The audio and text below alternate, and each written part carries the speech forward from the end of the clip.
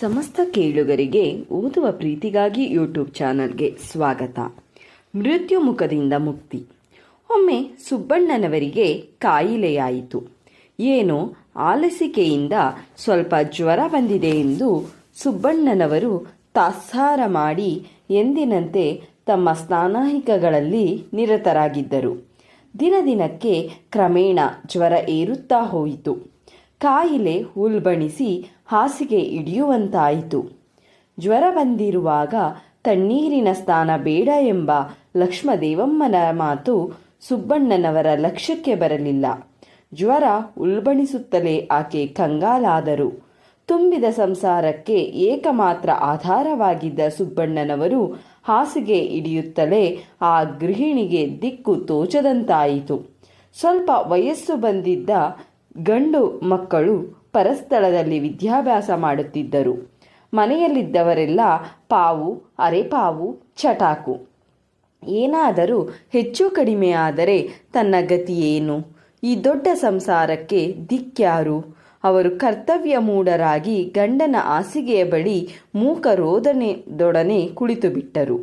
ಸುಬ್ಬಣ್ಣನವರಿಗಾದರೋ ಸಂಸಾರದ ಯೋಚನೆಗೆ ಬದಲಾಗಿ ಅಯ್ಯೋ, ದೇವರ ಪೂಜೆ ನಿಂತು ಹೋಯಿತಲ್ಲ, ಸ್ನಾನ ಹೈಕಗಳಿಗೆ ಸಾಧ್ಯವಿಲ್ಲದಂತಾಯಿತಲ್ಲ ಎಂಬ ಹಂಬಲ.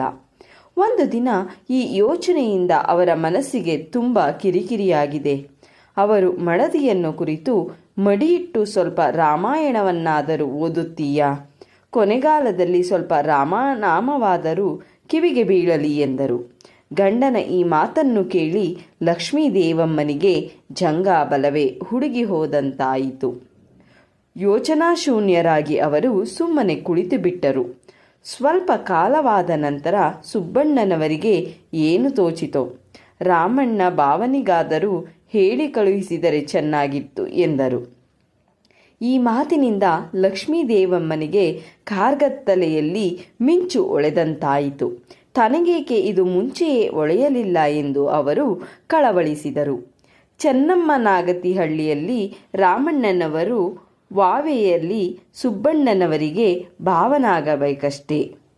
ವೃತ್ತಿಯಿಂದ ಆತ ಪುರೋಹಿತ, ಆದರೆ ಆಯುರ್ವೇದ ವೈದ್ಯ. ಆತನಿಗೆ ವಂಶ ಪಾರಂಪರೆಯಿಂದ ಬಂದ ಉದ್ಯೋಗ. ಅಲ್ಲದೆ ಆತನ ಕೈಗುಣ ಬಹಳ ಉತ್ತಮವಾದುದೆಂದು ಹೆಸರುವಾಸಿಯಾಗಿತ್ತು.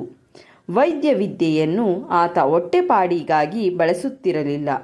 ಪ್ರತಿಫಲ ಪಡೆದು ಚಿಕಿತ್ಸೆ ಮಾಡಿದರೆ ವೈದ್ಯ ಫಲಿಸುವುದಿಲ್ಲ ಎಂಬುದು ಅವರ ನಂಬಿಕೆ. ಅನೇಕ ವೇಳೆ ತಮ್ಮ ಕೈಯಿಂದಲೇ ಖರ್ಚು ಮಾಡಿ ಕಡು ಬಡವರಿಗೆ ಔಷಧ ಕೊಡುವುದು ಆತನ ಪದ್ಧತಿ. ಆತನ ಬಳಿಯಲ್ಲಿ ವಂಶ ಪಾರಂಪರ್ಯವಾಗಿ ಬಂದಿದ್ದ ಕೆಲವು ಕುಪ್ಪಿಯ ಮಾತ್ರೆಗಳಿದ್ದವು. ಅವು ಅಮೂಲ್ಯವಾದದ್ದು, ಅಸದೃಶ್ಯವಾದ ಔಷಧ ಗುಣಗುಳ್ಳವು. ಕೆಲವು ರಾಜ್ಯ ವೈದ್ಯರುಗಳಲ್ಲಿ ಮಾತ್ರವೇ ಇರುತ್ತಿದ್ದ ಈ ಅಮೂಲ್ಯ ವಸ್ತುಗಳು ರಾಮಣ್ಣನವರಲ್ಲಿ ಇರುತ್ತಿದ್ದವು. ಸುಬ್ಬಣ್ಣನ ಅನಾರೋಗ್ಯದ ವಿಚಾರ ರಾಮಣ್ಣನನ್ನು ಮುಟ್ಟಿತು. ಒಡನೆಯೇ ಆತ ಕುದುರೆ ಏರಿ ತಳುಕಿಗೆ ಧಾವಿಸಿ ಬಂದರು. ಆ ವೇಳೆಗೆ ಸುಬ್ಬಣ್ಣನವರ ಸ್ಥಿತಿ ಅಸ್ತವ್ಯಸ್ತವಾಗಿತ್ತು. ಆತನನ್ನು ಕಾಣುತ್ತಲೇ ಲಕ್ಷ್ಮೀದೇವಮ್ಮನಿಗೆ ಅದುವರೆಗೆ ತಡೆ ಹಿಡಿದಿದ್ದ ದುಃಖ ಹುಕ್ಕಿ ಬಂದಿತು. ಆಕೆ ರಾಮಣ್ಣನ 2 ಕಾಲುಗಳನ್ನು ಭದ್ರವಾಗಿ ಹಿಡಿದು, ಅಣ್ಣ, ನನ್ನ ಮಾಂಗಲ್ಯವನ್ನು ಉಳಿಸಿಕೊಡು ಎಂದು ಕಣ್ಣೀರಿನಿಂದ ಆತನ ಪಾದಗಳನ್ನು ತೊಳೆದಳು. ಅದನ್ನು ಕಂಡು ರಾಮಣ್ಣನಿಗೆ ದುಃಖ ಹುಕ್ಕಿ ಬಂತು. ಆತ ಕಷ್ಟದಿಂದ ದುಃಖವನ್ನು ಹತ್ತಿಕ್ಕಿಕೊಂಡು, ಲಕ್ಷ್ಮೀದೇವಿ, ದೇವರಿದ್ದಾನೆ, ಸಮಾಧಾನ ಮಾಡಿಕೊ. ಸುಬ್ಬು ನಂಬಿರುವ ಆ ಶ್ರೀರಾಮನೇ ಅವನನ್ನು ಕಾಪಾಡಬೇಕು. ಅವನ ಹೆಸರು ಹೇಳಿಯೇ ನನ್ನ ಕೈಲಾದುದನ್ನು ನಾನು ಮಾಡುತ್ತೇನೆ. ರೋಗ ತುಂಬ ಬಲಿತು ಹೋಗಿದೆ. ಆದರೇನು, ಅವನು ಭಯಕೃತ್ ಭಯನಾಶನಂ. ನೀನು ಮಡಿಯುಟ್ಟು ದೇವರ ಮುಂದೆ ತುಪ್ಪದ ದೀಪವನ್ನು ಹಚ್ಚಿಡು. ನಾನೂ ಮಡಿಯುಟ್ಟು ವೈದ್ಯೋ ನಾರಾಯಣೋ ಹರಿ ಎಂದು ಹೇಳಿ ಔಷಧಿ ಕೊಡುತ್ತೇನೆ ಎಂದು ಸಮಾಧಾನಪಡಿಸಿದ. ಲಕ್ಷ್ಮೀದೇವಮ್ಮನಿಗೆ ರಾಮಣ್ಣನ ಧೈರ್ಯ ಹೇಳಿದ್ದು ನಿಜ. ಆದರೆ ಸ್ವಂತ ವೈದ್ಯನಿಗೆ ಧೈರ್ಯವಿರಲಿಲ್ಲ.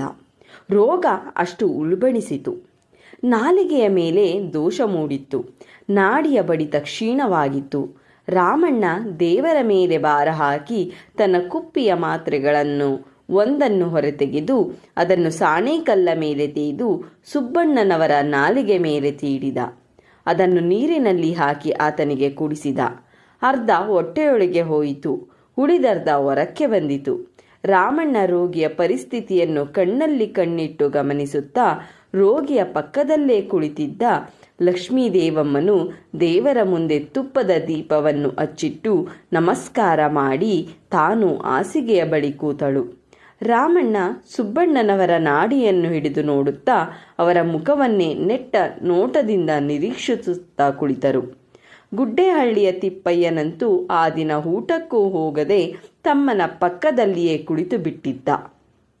ನನ್ನ ಸುಬ್ಬಣ್ಣನನ್ನು ಉಳಿಸಿಕೊಡಿ ರಾಮಣ್ಣನವರೇ, ನನ್ನ ಚರ್ಮದಿಂದ ನಿಮ್ಮ ಕಾಲಿಗೆ ಚಪ್ಪಲಿ ಮಾಡಿಸಿಕೊಡುತ್ತೇನೆ ಎಂದು ಹೇಳಿ ಗೋಳಿಡುತ್ತಿದ್ದ. ಧಾರಾಕಾರವಾಗಿ ಹರಿಯುವ ಕಣ್ಣೀರನ್ನು ಒರೆಸಿಕೊಳ್ಳುವ ಗೋಜಿಗೂ ಹೋಗಿರಲಿಲ್ಲ. ಇತ್ತ ಹೆಂಡತಿ, ಅತ್ತ ಜೀವದ ಗೆಳೆಯ ವೈದ್ಯರ ಮುಖವನ್ನೇ ಯವಕ್ಕೆಯಿಂದ ನೋಡುತ್ತಿದ್ದರು. ಹೀಗೆ ಎಷ್ಟು ಹೊತ್ತು ಕಳೆಯಿತೋ ಗೊತ್ತಿಲ್ಲ. ಎಷ್ಟೋ ಹೊತ್ತಾದ ಮೇಲೆ ರಾಮಣ್ಣನವರು, ಲಕ್ಷ್ಮೀದೇವಿ, ಸ್ವಲ್ಪ ಹಾಲಿದ್ದರೆ ತೆಗೆದುಕೊಂಡು ಬಾಮ್ಮ ಎಂದರು. ಅದನ್ನು ಕೇಳಿ ಆಕೆಗೆ ಸ್ವಲ್ಪ ಧೈರ್ಯ ಬಂದಂತಾಯಿತು. ಆಕೆ ಎದ್ದು ಹಾಲು ತರಲೆಂದು ಅಡಿಗೆಯ ಮನೆಗೆ ಹೋದಳು. ಆಗ ತಿಪ್ಪಯ್ಯ ಮೆಲ್ಲಗೆ ರಾಮಣ್ಣೋರೇ ಎಂದ. ಹೆದರಬೇಡ ತಿಪ್ಪಯ್ಯ, ದೇವರು ದೊಡ್ಡವನು. ಸುಬ್ಬಣ್ಣನವರ ಪ್ರಾಣಕ್ಕೇನು ಭಯವಿಲ್ಲ. ಆತ ಚೀಟಿ ತಿರುವು ಹಾಕಿದ. ಮೊದಲಿನಂತಾಗುವುದಕ್ಕೆ ಸ್ವಲ್ಪ ಕಾಲ ಬೇಕಾಗಬಹುದು, ಆದರೆ ಪ್ರಾಣ ಭಯವಂತೂ ಇಲ್ಲ ಎಂದು ಧೈರ್ಯ ಹೇಳಿದ. ಆನಂದದಿಂದ ತಿಪ್ಪಯ್ಯನಿಗೆ ಬಾಯೇ ಕಟ್ಟಿಹೋಯಿತು. ಆತ ರಾಮಣ್ಣನವರ ಕೈಗಳೆರಡನ್ನು ಭದ್ರವಾಗಿ ಹಿಡಿದುಕೊಂಡ. ಆತನ ಸ್ನೇಹದ ಆಳವನ್ನು ಕಂಡು ರಾಮಣ್ಣನಿಗೆ ಅಚ್ಚರಿಯಾಯಿತು. ಪ್ರಪಂಚದಲ್ಲಿ ಇಂಥವರು ಉಂಟೆ ಎಂದುಕೊಂಡ. ಕೆಲ ದಿನಗಳಲ್ಲಿಯೇ ಸುಬ್ಬಣ್ಣನವರ ಆರೋಗ್ಯ ಸುಧಾರಿಸಿತು. ಆಗ ರಾಮಣ್ಣನವರು ಊರಿಗೆ ಹೊರಡುವ ಸಿದ್ಧತೆಯನ್ನು ಮಾಡಿದ್ದರು. ಆ ದಿನ ಊಟ ಮಾಡುತ್ತಿರುವಾಗ ಆತ ಸುಬ್ಬಣ್ಣನವರೊಡನೆ, ನಾನಿನ್ನು ಊರಿಗೆ ಹೊರಡುತ್ತೇನೆ ಸುಬ್ಬಣ್ಣ, ನನಗೆ ಅಪ್ಪಣೆಯನ್ನು ಕೊಡು ಎಂದರು. ಒಡನೆಯೇ ಬಡಿಸುತ್ತಿದ್ದ ಲಕ್ಷ್ಮೀದೇವಮ್ಮ, ಅಣ್ಣಯ್ಯ, ನಿನ್ನ ಉಪಕಾರದ ಋಣ ಎಷ್ಟು ಜನ್ಮಗಳನ್ನೆತ್ತಿ ತೀರಿಸಬೇಕೋ. ಮುಳುಗಿ ಹೋಗುತ್ತಿದ್ದ ನನ್ನ ಮನೆಯನ್ನು ಉಳಿಸಿದೆ, ನನ್ನ ಮಾಂಗಲ್ಯವನ್ನು ಕಾಪಾಡಿಕೊಟ್ಟೆ ಎಂದಳು. ರಾಮಣ್ಣನವರು ಇಂತಹ ಸಂದರ್ಭಕ್ಕಾಗಿಯೇ ಕಾಯುತ್ತಿದ್ದರೋ ಏನೋ. ಸುಬ್ಬಣ್ಣನವರ ಹೆಣ್ಣು ಮಕ್ಕಳು ಅತ್ಯಂತ ರೂಪವತಿಯಾಗಿದ್ದಂತೆಯೇ ಗುಣವತಿಯರು ಆಗಿದ್ದರು. ಅವರಲ್ಲಿ ಕಮಲಮ್ಮ ಅತ್ಯಂತ ಸುಂದರಿ. ಆಕೆಯನ್ನು ತಮ್ಮ ಸೊಸೆಯಾಗಿ ಮಾಡಿಕೊಳ್ಳಬೇಕೆಂದು ರಾಮಣ್ಣನವರ ಬಹುದಿನಗಳ ಆಸೆ. ಅದನ್ನು ಕೇಳಲು ಅವರು ಹಿಂಜರಿಯುತ್ತಿದ್ದರು. ಈಗ ಸಂದರ್ಭ ಸನ್ನಿವೇಶಗಳು ತನಗೆ ಅನುಕೂಲವಾಗಿ ಒದಗಿ ಬಂದಿದ್ದವು. ಆದ್ದರಿಂದ ರಾಮಣ್ಣ ಹೇಳಿದರು, ನೀವು ದಂಪತಿಗಳು ಮನಸ್ಸು ಮಾಡಿದರೆ ನನ್ನ ಋಣವನ್ನು ತೀರಿಸುವುದು ಬಹು ಕಷ್ಟವೇನೂ ಅಲ್ಲ. ಮುಖ್ಯ ನೀವು ಮನಸ್ಸು ಮಾಡಬೇಕು ಅಷ್ಟೇ ಎಂದು ತಮ್ಮ ಆಶಾಪೂರ್ತಿಗೆ ಪೀಠಿಕೆ ಹಾಕಿದ್ದರು. ಆಗ ಸುಬ್ಬಣ್ಣನವರು, ಏನು ಬಾವ, ನಾವು ಬಡವರು ಎಂದು ಹಾಸ್ಯ ಮಾಡುತ್ತೀಯಾ? ನಿನ್ನ ಉಪಕಾರ ತೀರಿಸುವಂತಹ ಅಮೂಲ್ಯ ವಸ್ತು ನಮ್ಮಲ್ಲಿ ಏನಿದೆ? ನಮ್ಮ ಆಸ್ತಿ ಈಗೋ ಈ ನಂದಗೋಕುಲ, ಬೇರೆ ಯಾವ ಐಶ್ವರ್ಯ ನಮಗಿದೆ ಎಂದರು. ನಾನು ಅದನ್ನೇ ಕೇಳುತ್ತಿರುವುದು ಸುಬ್ಬಣ್ಣ. ನಿನ್ನ ಮಕ್ಕಳಲ್ಲಿ ಒಬ್ಬಳನ್ನು ನನ್ನ ಸೊಸೆಯಾಗಿ ಮಾಡಿಕೊಳ್ಳಬೇಕೆಂದು ನನ್ನ ಬಹುದಿನದ ಬಯಕೆ. ನಿನ್ನ ಮಗಳು ಕಮಲಮ್ಮನನ್ನು ನನ್ನ ಮಗ ಛಾಯಾಪತಿಗೆ ಕೊಟ್ಟು ಮದುವೆ ಮಾಡಲು ಒಪ್ಪಿದರೆ ನನ್ನ ಮನಸ್ಸಿಗೆ ತುಂಬ ಸಂತೋಷವಾಗುತ್ತದೆ. ಏನು ಹೇಳುತ್ತಿ? ನೀನು ಹೇಳುವ ಮಾತು ಚೆನ್ನಾಗಿದೆ ಬಾವ. ನಾವಾಗಿ ಬಂದು ನಿನ್ನ ಕಾಲು ಕಟ್ಟಿಕೊಂಡು ನಿಮ್ಮ ಮನೆಗೆ ನಮ್ಮ ಹೆಣ್ಣು ತಂದುಕೊಂಡು ಕನ್ಯಾಸರೆ ಬಿಡಿಸಿ ಎಂದು ಕೇಳಿಕೊಳ್ಳಬೇಕು. ನಾವು ಕೇಳಬೇಕಾದದ್ದನ್ನು ನೀವೇ ಕೇಳಿದರೆ ಇಲ್ಲ ಎನ್ನುತ್ತೇವೆಯೇ? ಹೌದಪ್ಪ, ನೀನೇನೋ ನನ್ನ ಮೇಲಿನ ಅಭಿಮಾನದಿಂದ ಹೂವನ್ನಬಹುದು. ಆದರೆ ಹೊತ್ತು ಹೆತ್ತ ನಿನ್ನ ಮಡದಿಯ ಅಭಿಪ್ರಾಯ ಏನಿದೆಯೋ ಯಾರಿಗೆ ಗೊತ್ತು? ಲಕ್ಷ್ಮೀದೇವಮ್ಮ ಒಡನೆಯೇ ಉತ್ತರಿಸಿದಳು. ಬಾವ ಮೈದುನರು ನೀವಿಬ್ಬರು ಒಂದಾದ ಮೇಲೆ ನನ್ನದೇನಿದೆ ಅಣ್ಣಯ್ಯ? ನಿಮ್ಮ ಮಾತಿಗೆ ಪ್ರತಿ ಹೇಳುವಷ್ಟು ಧೈರ್ಯವಾದರೂ ನನಗಿದೆಯೇ? ನನ್ನ ಹೆಣ್ಣು ಮಕ್ಕಳಲ್ಲಿ ಕಮಲ ಹೇಗೆ ರೂಪಸಿಯೋ ನಿನ್ನ ಗಂಡು ಮಕ್ಕಳಲ್ಲಿ ಛಾಯಾಪತಿಯೂ ಹಾಗೆ ರೂಪವಂತ. ಅವರಿಬ್ಬರ ಜೋಡಿ ರತಿಮನ್ಮಥರಂತೆ. ಇದೂ ಅಲ್ಲದೆ ನಮ್ಮ ಮನೆತನಗಳಿಗೆ ಬಹುಕಾಲದಿಂದಲೂ ಕಲೆತು ಬಂದ ಬಾಂಧವ್ಯವಿದೆ. ಅದು ಮುಂದುವರೆದರೆ ನಮಗೆ ತುಂಬ ಸಂತೋಷ ಎಂದರು. ಧನ್ಯವಾದಗಳು.